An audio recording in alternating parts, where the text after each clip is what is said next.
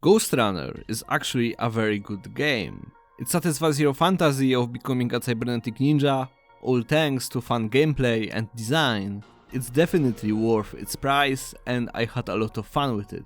Although I must say that I almost ditched playing it after first few levels of the game and barely forced myself to continue.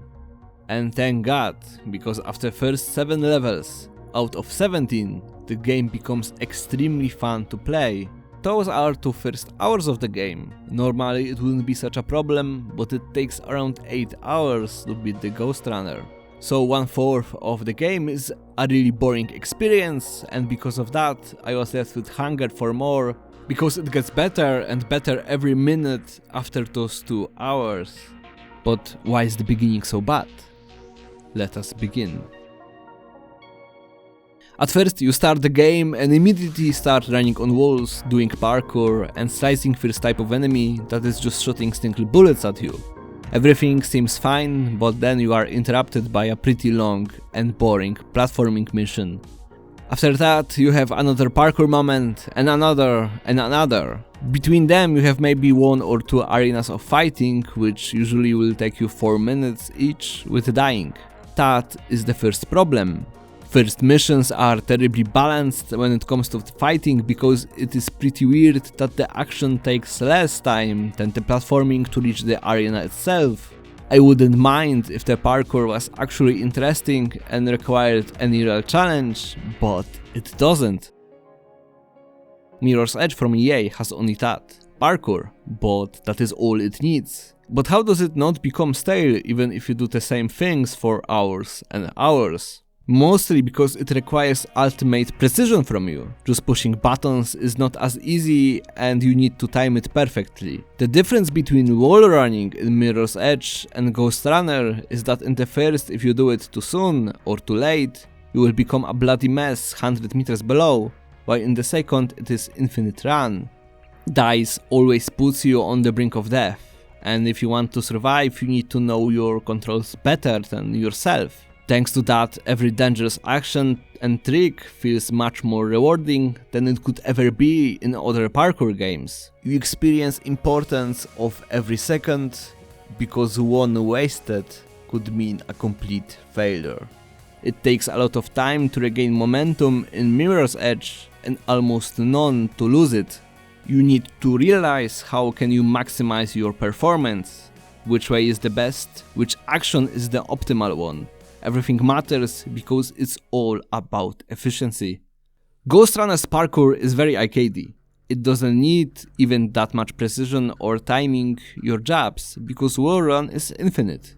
Every time you feel unsure about a jump, you can slow down time and dash, so the margin of error is not really that narrow. And because there is no difficulty in what you do, you are simply wasting time on a thing that doesn't make you feel anything.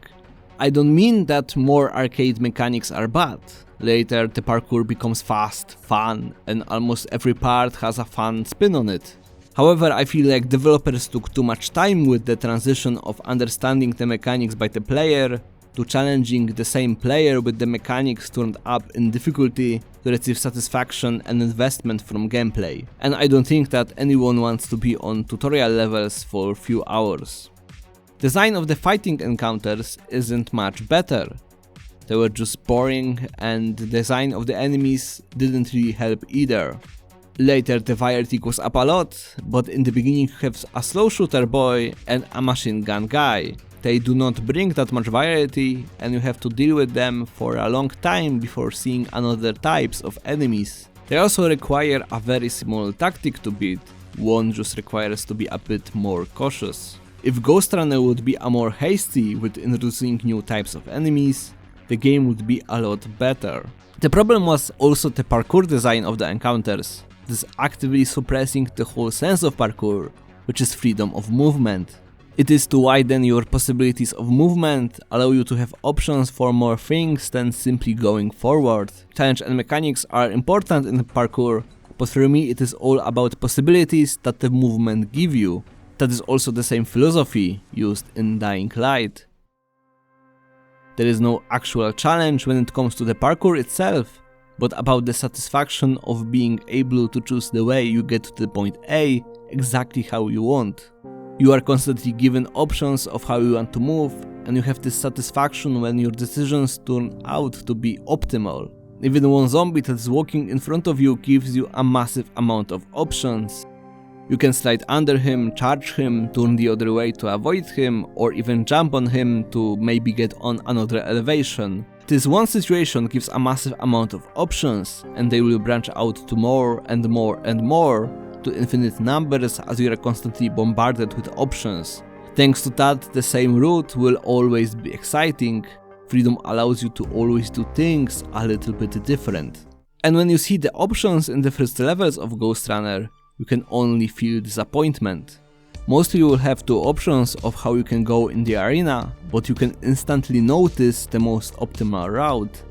You don't want to impair yourself, so you will always choose one route, and because of that, there is only one actual way to get to the enemy.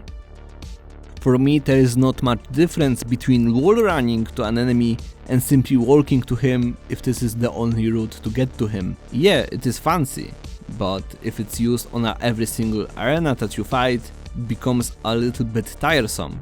If there were multiple ways to get to the guy, it wouldn't be a problem, but because there is only one way, parkour rather than becoming an extension of the movement and giving all of excitement coming from the depth of the options or challenge, it is just a simple action that really isn't any harder or more exciting than simply walking to an enemy. In Hotline Miami, movement is actually more exciting, even if simpler, when you need to use flow, distance of your weapons, and timing to be as effective as possible, because you can easily die. There are no restrictions, you can do it however you want. In Ghostrunner, for the first 2 hours, you fight only 2 types of enemies, in which only one can be called a dangerous one. So there is no challenge or point in the parkour that you do, or you do it only because the developers force you to. What proves my point even further is the additions of those balls that are making enemies invincible. So even if the arena allows you to move more freely, you need to destroy those as soon as possible. And usually at the start of the encounter, there's a visible fastest way to get there.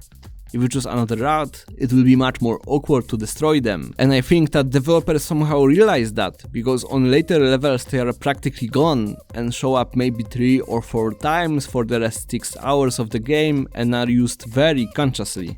Actually, all of this is fixed later. Arenas are much more open, there are so many fun spins on the environment and your powers, and variety gives you amazing possibilities to fight. I don't know if they realized some of the problems too late, or maybe they were just too scared that players will stop playing because of the difficulty. Of course you need to cautiously walk the player to the mechanics and nicely pump up the difficulty, but here they do it to the point of being simply uninteresting.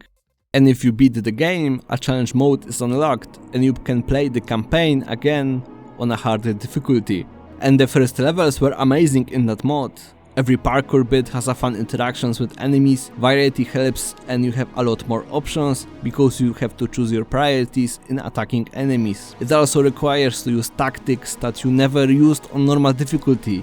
It is like a completely different game, and it is amazing one. My point is that in games, especially that require more agility and quick thinking like Ghostrunner, just let players wander free. You don't need to carefully show every single possibility in the game because you are too afraid that we don't understand it. It is much more fun to show basic of basics in gameplay and then just say, figure it out. Experiment and play how you want. They will die a lot more, but will have much more fun in picking the game apart on their own and feel satisfaction on completely other level. It is like this later, but instead of playing an amazing game for straight 8 hours, I received 2 hours or forgettable and boring, and 6 hours of a game that is getting a lot better each level to reach perfection only at the last hour. It is a wasted opportunity that is a good game, and I really recommend it. It could easily become a cult classic, but the experience is balanced so badly that at the end I could only feel unsatisfied. If you liked the video, please subscribe and give a like, it really matters to me as I am just beginning. If anyone wants to throw something into the discussion, please do it, I would be happy to discuss more about it.